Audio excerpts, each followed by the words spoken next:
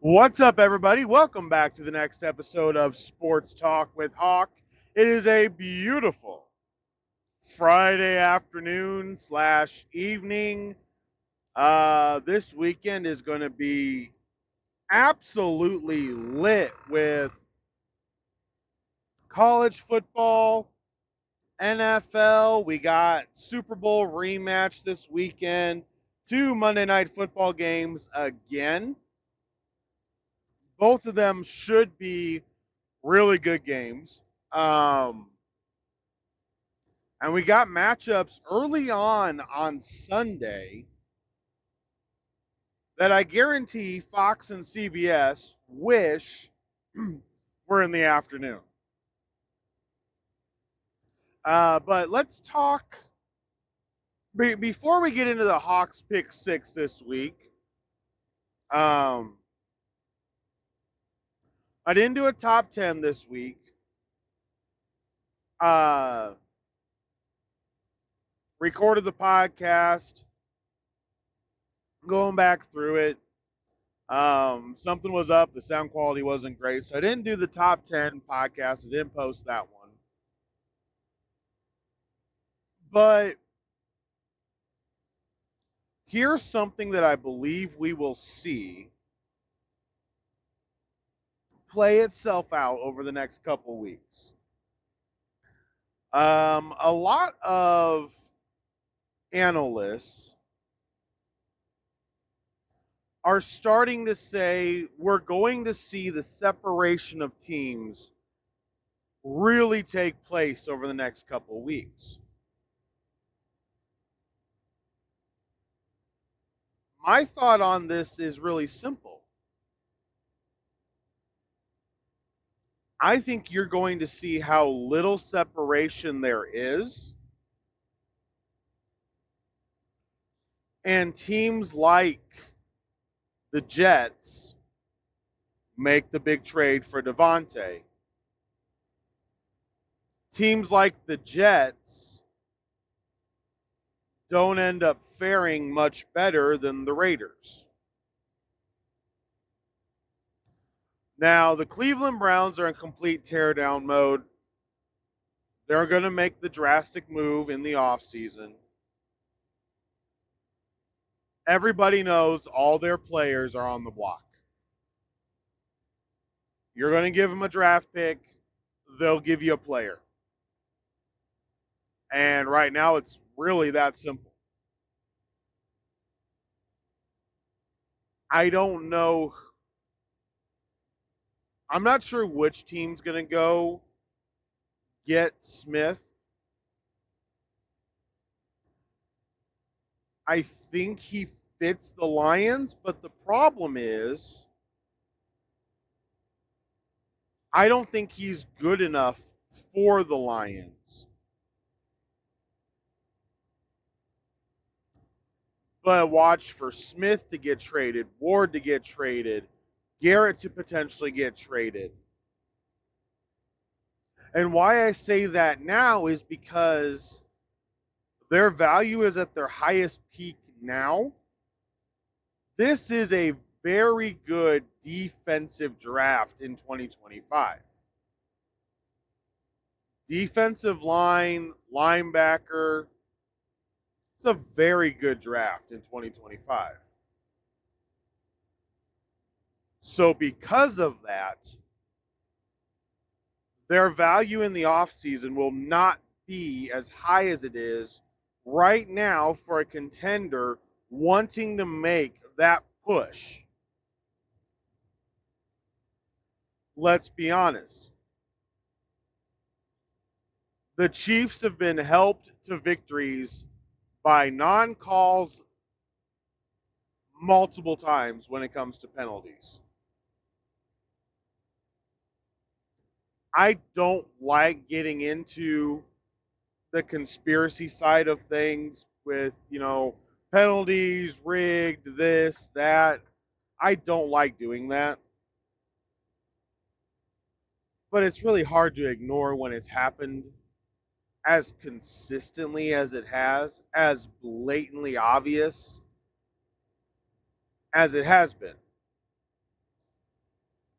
Because coming out afterwards and saying, oh, yeah, that was definitely a penalty, doesn't help the team that they shouldn't have beat and wouldn't have beat without the missed penalty. That's simple.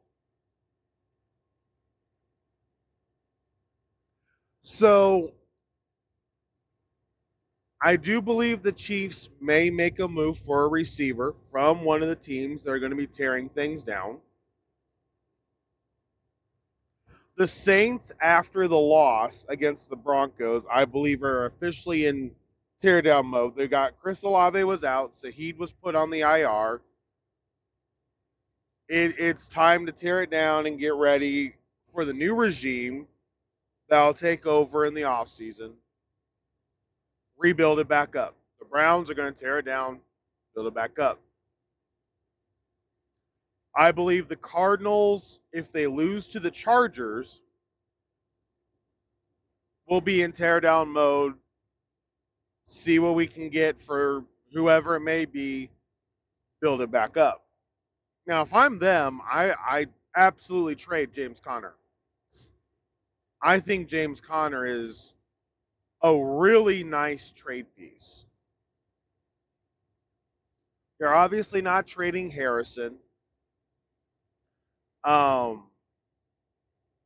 You easily could look to trade Kyler Murray, though. Absolutely could. That would be an interesting move.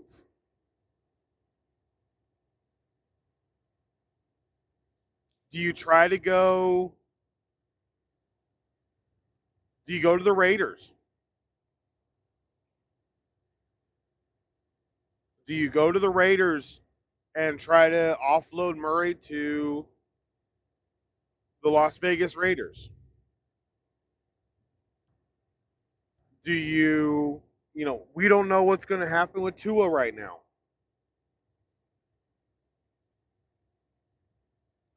We definitely don't know what's happening in Cleveland. I think in the offseason, New Orleans is an interesting spot for Kyler. Playing in a dome, I could see it being successful. But I think Arizona, if they lose to the Chargers, will be focusing on next year. They've just, the way that they've not played well, they're underperforming. I believe Gannon gets fired at the end of the season. The big question mark is, what does Jerry Jones do?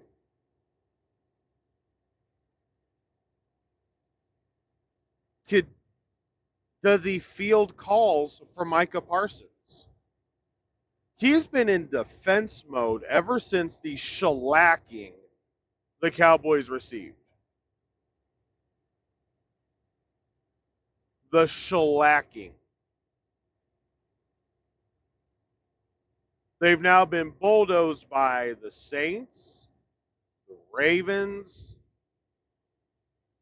and the Lions at home.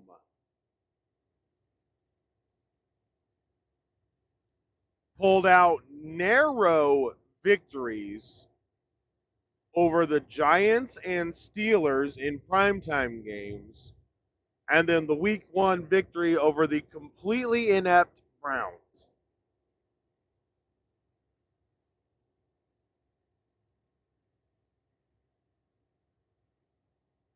What do the Dallas Cowboys do?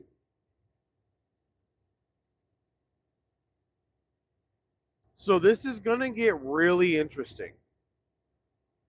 It will. It's going to get really interesting. Teams that are selling, I think, will show up quick. We are already at the point where, we know Hassan Reddick's going to be traded. Will Max Crosby be traded? Darius Smith, Myles Garrett. Are we going to see, 2 or 3 Arizona Cardinals? We got some offensive linemen that could be traded in Arizona. We got, a couple of defensive players that could be traded.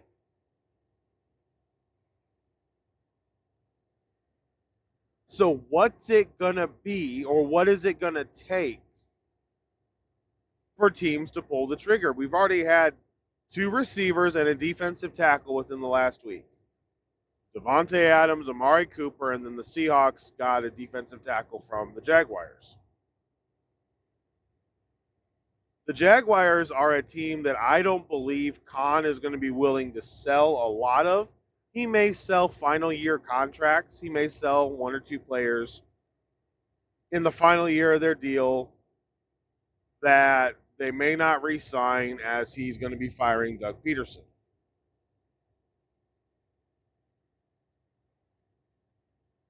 At this point, we're going to see.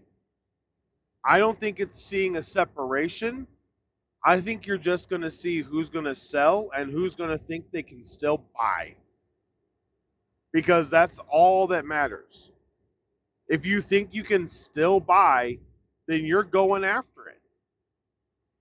Let's just be honest. If you think you can still win this thing, or you think that this is still right up your alley, you're all in. You are all in. All right. Let's get to Hawks pick 6 with the extra point for this weekend. We are 20 and 22 on the year. So we're 2 games below 500 through 6 weeks. With the way the NFL season has gone, not going to lie, kind of happy with that.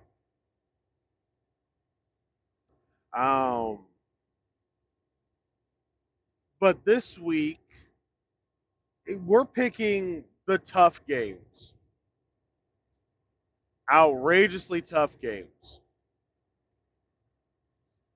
We got a couple different things happening. So in the 3 W's and 3 L's, I said Atlanta needs to win. They're going to be my first pick. I've got Atlanta Falcons over the Seattle Seahawks. 28-24, 31-27. Somewhere in that ballpark. Geno Smith throws for 2 touchdowns. Kenneth Walker runs for another. Last possession of the game, Cousins gets a touchdown to win. It's kind of what I'm feeling in this game right now. They're going to go down. They're going to have to beat a fellow playoff team. They have to. This is the game where the Falcons prove, yes, we can play with them. So I've got the Falcons over the Seahawks as pick number 1. Pick number 2. This spread is really small, and I'm not sure why, but I have an idea that the Browns and Bengals game, basically being a relatively small spread, the Bengals are favored by 4.5. I think it's because of Nick Chubb, and I'm going to say Nick Chubb is the difference. I don't think Watson is great. I think that team in Cleveland could start giving up. Could. But I don't think they give up yet.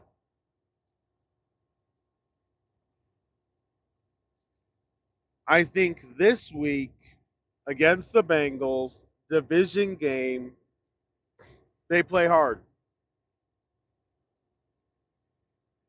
Chubb is back. Stefanski is still sitting there. He's going to sell the team on the fact you're only 2 games out of the playoffs, which is true.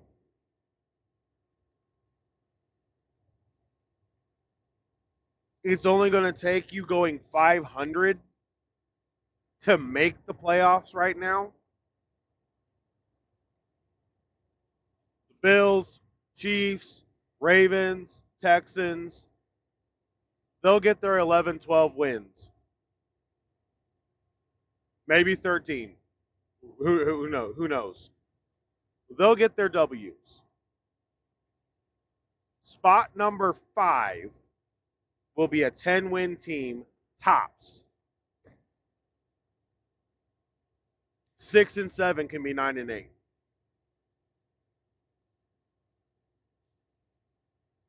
Maybe, and I hate saying this, maybe even 8 and 9. The Broncos, I know, are feeling good after beating the Saints. I think Cleveland, after the game in Philly last week, Nick Chubb coming back, I think they run the ball on a defense that hasn't been very good. I think the defense plays a together game against Joe Burrow, and the Browns upset the Cincinnati Bengals this week. So I've got Atlanta over Seattle, then I've got Cleveland over Cincinnati. All right, next pick. The next two are outrageously hard. These are games that are in the 1 o'clock window that, man, you don't want to miss either one. Houston at Green Bay and the Lions at Minnesota. So here's where I'm going to go. I like C.J. Stroud as the quarterback a little bit better. I think Stroud with Matt LaFleur is better than Love with Matt LaFleur. I think the potential would be higher. But Green Bay's defense at home in Lambeau Field, I'm going to take them to make the stop over Houston's defense against Matt LaFleur. So I'm going with Green Bay. Green Bay is a 2.5-point favorite. It could be a 1-point game by a field goal. They did sign a new kicker this week, McManus. They can't afford to miss field goals, so they were signing players. They signed McManus. They needed to. So they've got their new field goal kicker. I think it'll help. But I could easily see this game being 31-30. Or it could be 21-20. This game's going to be close. It's going to be tight. It's going to be a fantastic game. And you're not going to come away really upset at the loser. You're going to come away going, if it is in the other building, they win. So I'm going Green Bay at home over the Texans. Now, Minnesota off of a bye. At home against Detroit.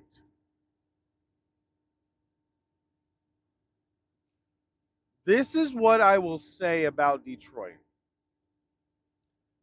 Their offensive line is good enough. They were my pick at the beginning of the year to win this division. Minnesota was not. But right now, what I'm going to go with is they haven't replaced Hutchinson yet. No moves to replace Hutchinson right now.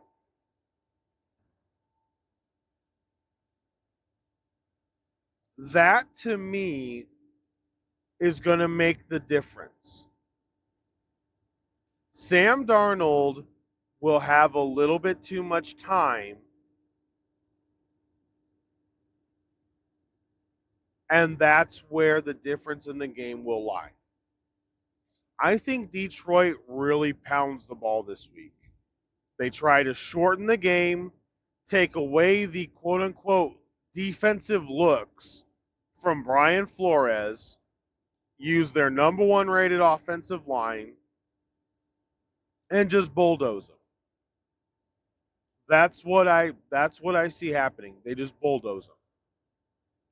But I don't think they have the pass rush to then go and be ready for Addison, Jefferson.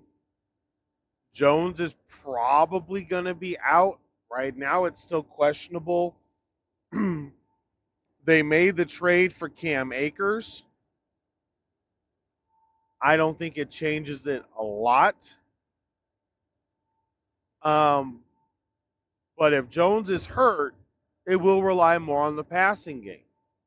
And without Hutchinson, I feel that may be a really bad matchup for them. They can do a lot of dink and dunk screens, short passes, and I feel that's how Minnesota's going to win. So I'm going to say that Minnesota, off of a bye week, rested, relaxed. I mean, yeah, the Lions kind of had a bye week. They played the Cowboys, so fair enough. They had a bye week last week too. But I think the Vikings at home, no Hutchinson, changes that game for me. With Hutchinson, I'd say Darnold's going to throw a pick, maybe two. Without Hutchinson, I don't think he throws a pick. I think they're able to be much more conservative. Average yards per completion could be 7.5. Just being safe and being smart. So I got the Vikings over the Lions, Packers over the Texans, the Browns over the Bengals, and the Falcons over the Seahawks. Now, let's keep rolling down here. So, the next game we are going to guess is the Dolphins and the Indianapolis Colts. Okay, so we got two more games after this. Yes, I am going to be picking the Chiefs and the Niners. And then I'm also going to be picking the Jets and the Steelers. The Dolphins and the Indianapolis Colts. A lot of people are kind of shooing in the Colts for a victory this week. I don't know why. What have the Colts done that would warrant anybody just giving them a W? Anybody. What have the Colts done that would warrant anybody just giving them a W? We've beaten the Titans by 3. We beat the Pittsburgh Steelers by a bad snap. Justin Fields was going to go down the field on that and probably win the game. They beat the Chicago Bears by barely holding on to their hoofs at the end of that game. The Bears had them.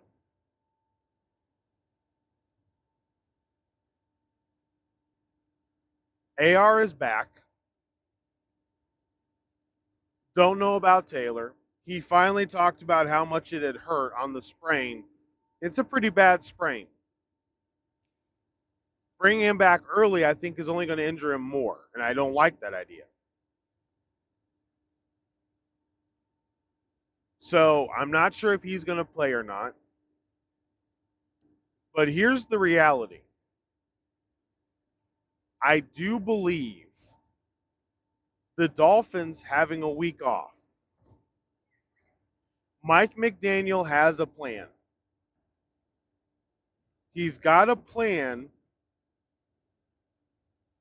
of how to attack a defense that is as suspect as the Colts is. The scheme is, unfortunately, really basic, really simple. And the only question is, how do we get Tyreek Hill the ball? How do we get Jalen Waddle the ball? How do we get a Kane, Wright, Mostert? How do we get them the ball? I'd turn this into a college offense. 1,000%. I would turn it into a college offense. I would do double, triple options. I would do all of it. All game long. Be like, we're going to run triple options. Okay. Tyreek Hill coming around the backside, Jalen Waddle coming around the backside, Mostert going in the middle. I'd run triple op. Dude, I'd run the triple option all game long. Or the Wildcat. And here's what I don't like. The Colts don't have any confidence in AR. The Colts think he can beat the Dolphins, but they started Flacco last week because they needed to beat the Titans. I think the Dolphins pull this out by a field goal from Jason Sanders. I know, it's a game. I picked the Dolphins to win in the offseason, but that's with Tua. That was when you have the full offense. Something tells me it'll be overlooked. Something tells me they will be overlooked. They won't take it as serious. They've got a lot of big games coming up. The Vikings, the Texans, the Bills, the Lions. I think they look past the Dolphins a little bit. They don't take them as seriously. The Colts are definitely injured. Pittman's banged up. Pierce is banged up. Downs is banged up, but Downs will probably play. Taylor's hurt. AR is, let's just be honest. It's not great.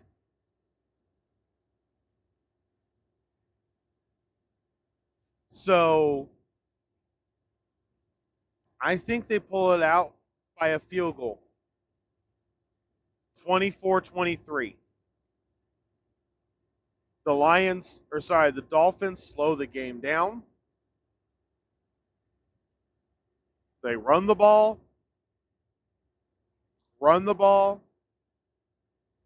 Huntley is not a bad quarterback. Remember, in Baltimore, he backed up Lamar. He's not bad. He won games with the Ravens. Had some pretty big games with the Ravens. The guy can sling the football. I'm going with the Dolphins.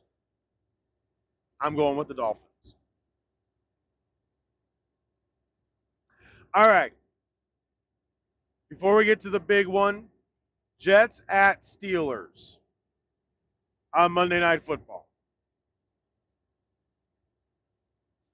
I like how this lines up for Pittsburgh. It's not necessarily a short week for the Jets after the Monday night loss against the Bills.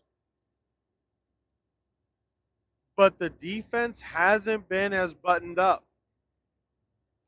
And you can't tell me, especially with what Allen was able to do, that Fields won't be able to run around.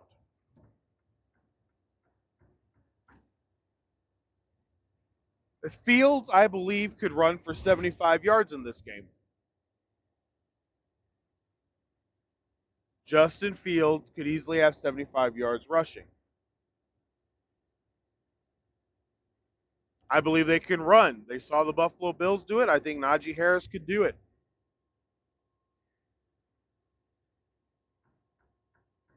Defensively, we're talking about the Pittsburgh Steelers. Do not underestimate the Pittsburgh Steelers. Don't do it. The Jets' offense is not that fantastic. Aaron Rodgers makes minimal mistakes, but can't make the risky throws anymore.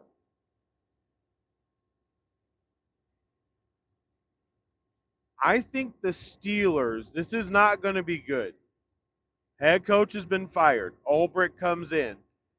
Offensive coordinator demoted. Todd Dravin comes in. I like how the offense looks. Do not get me wrong. But you tip the balance of the scales by taking away your best defensive coach, taking away your worst offensive coach, putting in a better offensive coordinator, and more pressure on your defensive coach.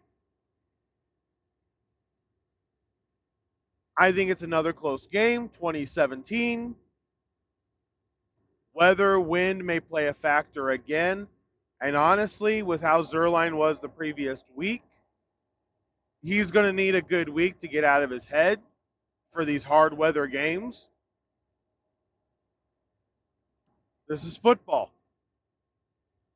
I'm going to say that this is football. Anything 40 yards and in, or actually, you know what? Screw it. If the ball gets to the red zone, we'll just make it even, easier. If the ball gets to the red zone, you have to make the kick. You have to make red zone kicks. No matter what the wind is, we're talking about, less than 110 feet. You need to make those kicks. It's what you're paid to do. But I got the Steelers holding out. I don't feel great about this pick. Something tells me Rodgers is going to just target Devontae the entire time. I don't like how this game could potentially play out, but I do believe that TJ Watt is still going to be after him.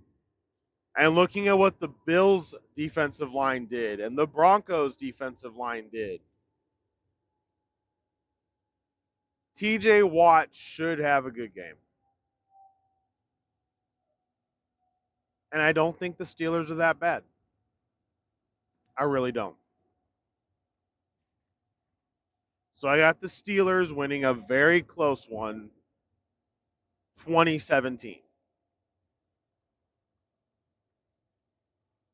All right, the big game of the week, the Kansas City Chiefs and the San Francisco 49ers. Super Bowl rematch in San Francisco. And that is all I'm going to say. I do not believe for half a second that Steve Spagnuolo is the best defensive coordinator in the NFL. I don't believe that in any way, shape, or form.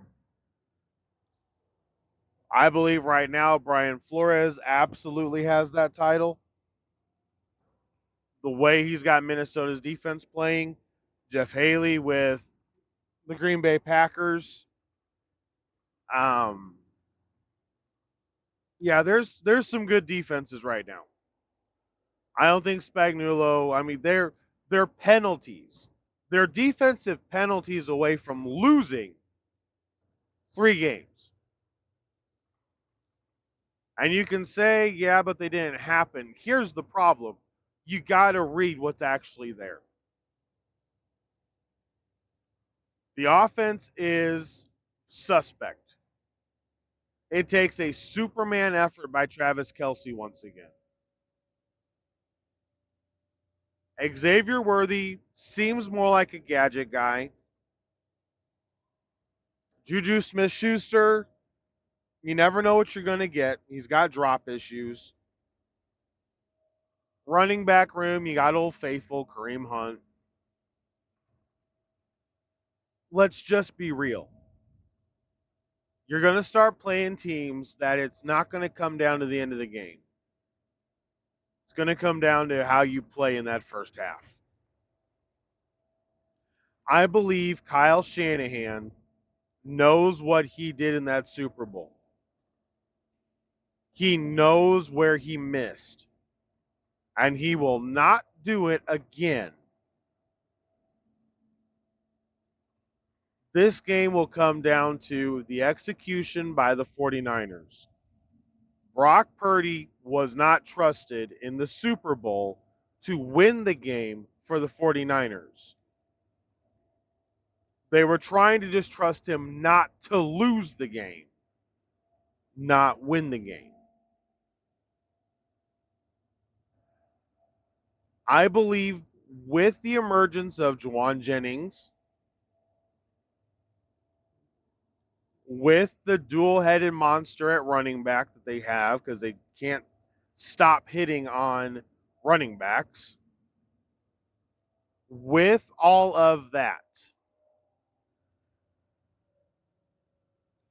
I have the San Francisco 49ers at home off of a mini bye. Remember, they beat the Seahawks on Thursday Night Football. So they're not off of a bye week, but they also haven't, they didn't get really beat up. And there was an offensive explosion that happened during that game. So I'm going to say the San Francisco 49ers